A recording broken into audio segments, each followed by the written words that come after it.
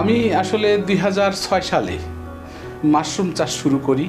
তার আগে ছিলাম আমি শ্রমিক, জুট মিলে বদলি শ্রমিক ছিলাম, অস্থায়ী শ্রমিক, যেটা হয়তো সারা মাসে 4 দিন 5 দিন 8 দিন 10 দিন কাজ হতো আর বাকি সময় কাজ হতো না, যার কারণে আমার পারিবারিকভাবে দারুণ অসচ্ছলতা দেখা যায়, অভাব-অনটন দেখা দেয়। উনি যখন মাশরুম চাষ শুরু করেন তখন সামাজিকভাবে খুব একটা তাকে যে মর্যাদার চোখে দেখা হতো এমন না, উল্টে তাকে নিয়ে অনেক সমালোচনা হতো। সমাজচ্যুত হওয়ার মতো অবস্থায় তিনি পড়ে গেছিলেন। 2006 সালে আমি যদি 5 কেজি মাশরুম উৎপাদন করেছি, সেই 5 কেজি আপনার 2 কেজি বা 1 কেজি বিক্রি হয়েছে, বাকিগুলো পচে গেছে। আমার ফ্যামিলির কেউ একটু খাওয়া দাওয়া করছে আর সব পচে গেছে, ড্রেনে ফেলে দিছি।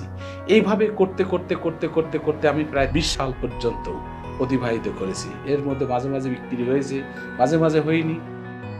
তিনি যখন দেখলো আমাদের অর্থনৈতিক অবস্থা ক্রমান্বয়ে আরো খারাপের দিকে যাচ্ছে, যে আমি সঠিক কাজ পাচ্ছি না, টাকা পয়সার অভাব, বাজারে প্রচুর ধার দেনা, একটা প্রবলেমের মধ্যে পড়ি। তার কিছুদিন পর আবার মাশরুমের একটি প্রকল্প স্থাপন হয়, মাশরুম চাষ সম্প্রসারণের মাধ্যমে পুষ্টি উন্নয়ন ও দারিদ্র্য হ্রাসকরণ প্রকল্প। একটা সময় আমাকে ডাকা হলো, প্রশিক্ষণ দেওয়া হলো। আমি এটা মন প্রাণ দিয়ে প্রশিক্ষণ নিলাম। প্রশিক্ষণ নিয়ে আমি এসে চাষ শুরু করলাম।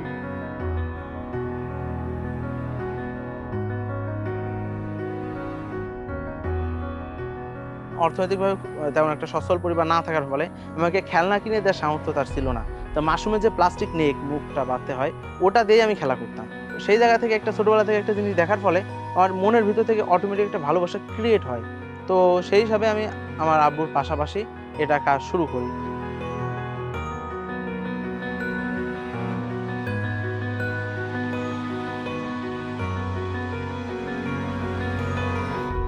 পরবর্তীতে সেই প্রশিক্ষণের পরিপ্রেক্ষিতে কৃষি অধিদপ্তরের সুনজর পড়ল।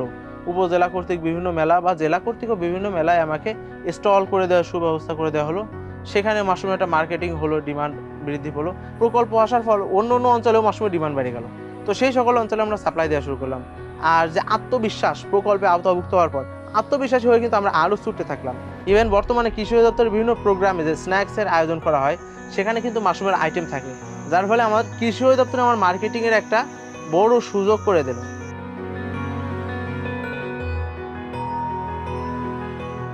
এরপরে মাশরুম চাষের মাধ্যমে দারিদ্র্য হ্রাসকরণ ও পুষ্টি উন্নয়নের যে প্রকল্প, সেটা থেকে আরও প্রসার এর বৃদ্ধি পায়। এছাড়া আমরা মাশরুম মার্কেটিংয়ের ক্ষেত্রে টেকনোলজি ব্যবহার করলাম, ফেসবুক, ইনস্টাগ্রাম, বিভিন্ন সোশ্যাল মিডিয়া, এ সকল মিডিয়ার মাধ্যমে আমরা বাংলাদেশের অন্য অন্য জেলায় মাশরুম সেল করা শুরু করলাম, যার ফলে সেল ইনক্রিজ হলো, মার্কেট ডিমান্ড ইনক্রিজ হলো। আর আমাদের দেখা দেখে আমাদের অঞ্চলে অনেকেই যারা একেবারে হতদরিদ্র, তো তারা এখানে আসে যোগদান করলো, কিছু একটা হয় কিনা। তো সেই জায়গা থেকে তারাও অনেকে শুরু করলো, তাদের থেকেও অনেকে ভালো একটা পজিশনে আসলো। আমার এরকমও চাষি আছে জব ছেড়ে দিয়ে মাশরুম চাষাবাদ করছে এবং তার থেকে সে এখন অনেক ভালো আছে।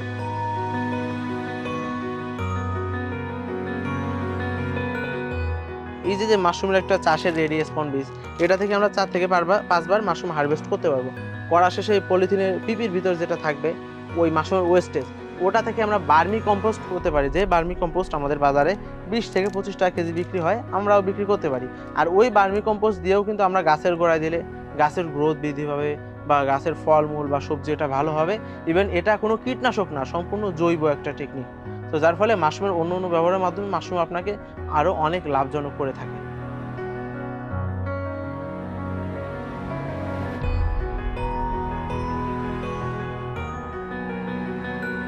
একটা সময় আমার একটা টিনের ছাপড়া ঘর ছিল, সেই ঘরটার টিন ছিল শত ছিদ্রযুক্ত। আমি বাচ্চা কাচ্চা নিয়ে অনেক কষ্টে সেখানে জীবনযাপন করতাম। তারপরে এখন আপনারা যে লক্ষ্য করছেন, এই যে আজ আমার এই গবেষণাগার অবকাঠামো দিয়ে আমি 22 লক্ষ টাকা খরচ করেছি। এটা এই মাশরুমের প্রফিট থেকেই করেছি।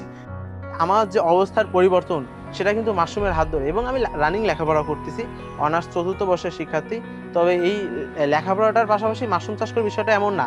আমার বিষয়টা হলো এমন যে মাশরুমের পাশাপাশি আমি লেখাপড়া করি, full time farmer, part time student. Mushroom আমাদের অবস্থায় সুদিন ফিরিয়েছে, আমার এই অঞ্চলের মানুষেরও সুদিন ফিরাচ্ছে।